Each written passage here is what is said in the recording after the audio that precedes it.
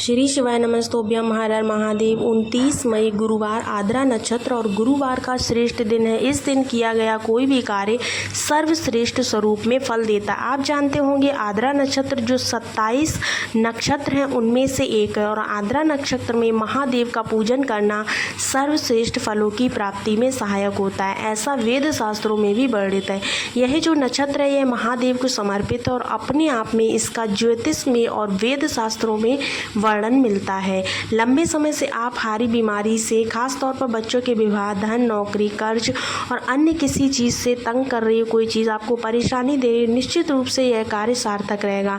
आपके कार्यों को सिद्ध करने के लिए गुरुवार का दिन श्री नारायण को समर्पित होता है। ऐसे में आप सभी को एक तुलसी माँ का दीपक, एक तुलसी दीपक आपको जलाना है। इस तुलसी दीपक को विशेष तौर पर आपको जलाना है। तो इस दीपक को जलाने के लिए आपको क्या क्या चीज़ों की ज़रूरत पड़ेगी, कैसे आपको इस दीपक को जलाना है, कौन सी सामग्री इसमें चाहिए होगी, सारी बातें हम वीडियो में करने वाले हैं। अगर चैनल पर पहली बार आए हैं तो चैनल को सब्सक्राइब ज़रूर कर लीजिएगा, वीडियो को लाइक ज़रूर से कीजिएगा। तो देखिए आज का जो दीपक है वो आपको कैसे जलाना है। तो दोस्तों आपको बता दें कि आज है 29 मई गुरुवार का बहुत ही विशेष सा दिन और जब भी ज्येष्ठ महीने का गुरुवार का दिन आता है तो ऐसे में हमें अपने घर पे एक तुलसी दीपक ज़रूर लगाना होता है। देखिएगा सबको अपने घर पे एक तुलसी दीपक लगाना चाहिए जिससे हमारे जीवन में जो भी किसी प्रकार का कोई भी दुख है या समस्या या कोई भी दिक्कत है तो वो ख़त्म हो सके। वीडियो को पूरा देखिए ताकि चीज़ें आपको अच्छे से समझ में आ सके। सबसे पहले आपको क्या करना है, आपको एक दीपक लेना है। दीपक आपको मैंने बता रखा है, जब भी हम कोई दिया माँ तुलसी के लिए लगाते हैं तो दीपक कौन सा होता है, गोल बत्ती का। इसके पीछे का रीज़न भी मैं आपको बता चुकी हूँ कि इसके पीछे का रीज़न क्या होता है कि जब हम माँ तुलसी के सामने दीप लगाते हैं तो हमें एक चीज़ का बहुत ही फोकस होना चाहिए कि हमें भगवान हरि का भी स्मरण करना है और इसीलिए हम गोलबाती का दिया लगाते हैं। विशेष तिथि है, विशेष दिन है तो आपको दीपक के अंदर क्या डालना है, तो हमेशा ध्यान रखें कि इस दीपक के अंदर आपको घी का प्रयोग करना है। घी का प्रयोग करने के बाद इस दीपक को उठाना है और कहाँ पे जाओगे, जो आपके घर में माँ तुलसी का पौधा है वहाँ पर जाना है। सबसे पहला काम क्या करना है, एक लोटा जल लेना है। जल का जो पात्र लोगे वो जल आप अपने घर से भरोगे और इस जल के अंदर आपको थोड़ी सी हल्दी डाल लेनी है। क्या डाल लेना है, हल्दी डाल लेनी है। हल्दी डालने के बाद आपको क्या करना है, नमो भगवते वासुदेवाय इस मंत्र का स्मरण करते हुए माँ तुलसी के पौधे में वही जो जल आप लेकर आए हैं उस जल को धीरे से डालना है, यानी कि एकदम से मत डालिए।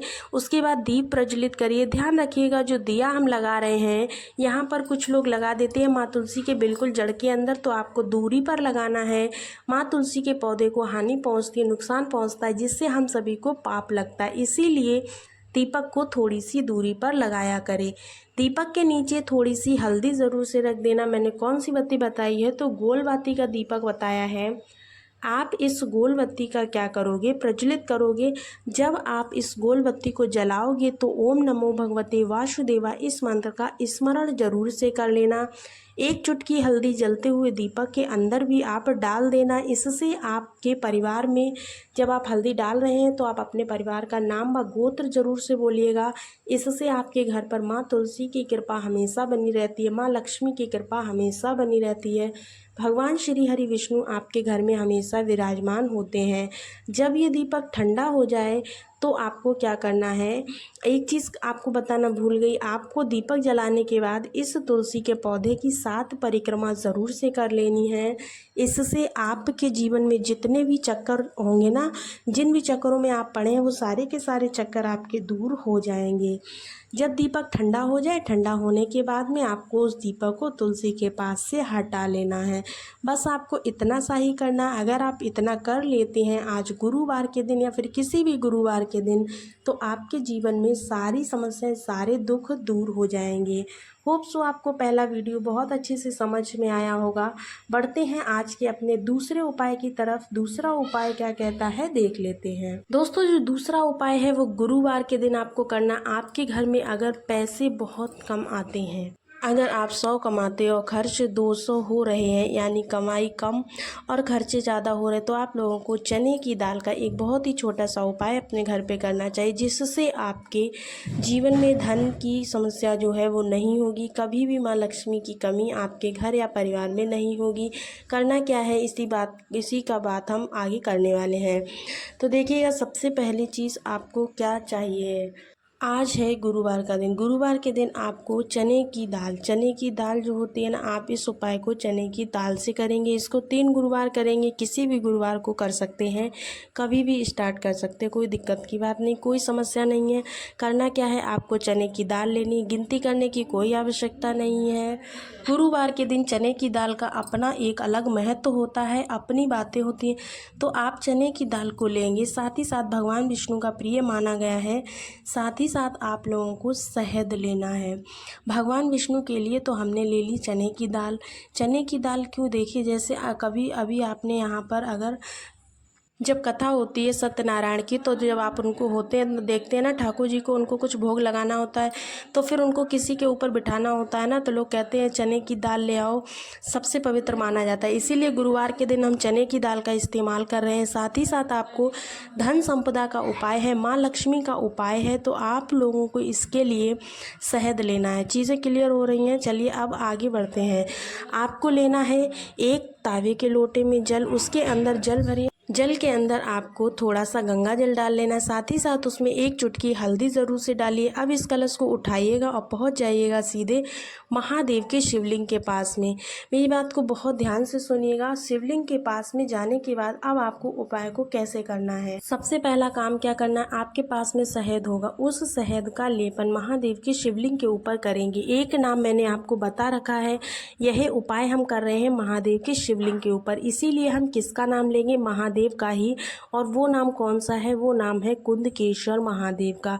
अगर कोई इंसान बीमार रहता है या धन संपदा की कमी आपके घर में ज़्यादा रहती है, तो किसका स्मरण करोगे, कुंदकेश्वर महादेव का। इन्हीं का स्मरण करते हुए आपको सबसे पहला काम करना है, शहद का लेपन महादेव के शिवलिंग के ठीक ऊपर कर देना है। शहद का लेपन करने के बाद में आपको मैंने दूसरी चीज़ बताई थी, चने की दाल जितने भी आपने लिए हों, 1 चुटकी 2 चुटकी या 1 चम्मच, आप इस शहद के ऊपर समर्पित करेंगे सारी की सारी चने की दाल। भगवान श्री हरि विष्णु के नारायण के नाम से विनती करते हुए, प्रार्थना करते हुए, हमारे घर में धन संपदा की कमी है, हम लोग परेशान हैं, ऐसा कहते हुए आप हमारे घर से इन समस्याओं को दूर करेंगे। ऐसी प्रार्थना करते हुए आपको जो 1 लोटा जल लेकर गए हैं, उस जल को महादेव की शिवलिंग पर धीरे धीरे करके समर्पित कर देना है। इससे आपके परिवार में कोई भी समस्या नहीं आने वाली है। बहुत ही छोटा सा, बहुत ही प्यारा सा उपाय है, ज़रूर करके देखिएगा। होप सो दोनों उपाय आपको बहुत अच्छे से समझ में आए होंगे। अगर किसी प्रकार का डाउट है तो आप कमेंट्स में पूछ सकते हैं। साथ ही साथ कमेंट्स में हर हर महादेव ज़रूर लिखिएगा। अगर वीडियो पसंद आए तो एक लाइक ज़रूर कीजिएगा, चैनल को सब्सक्राइब कर लीजिएगा। मिलते हैं आपको अगले वीडियो में, तब तक के लिए सभी को राधे राधे, श्री शिवाय नमस्तोभ्यम।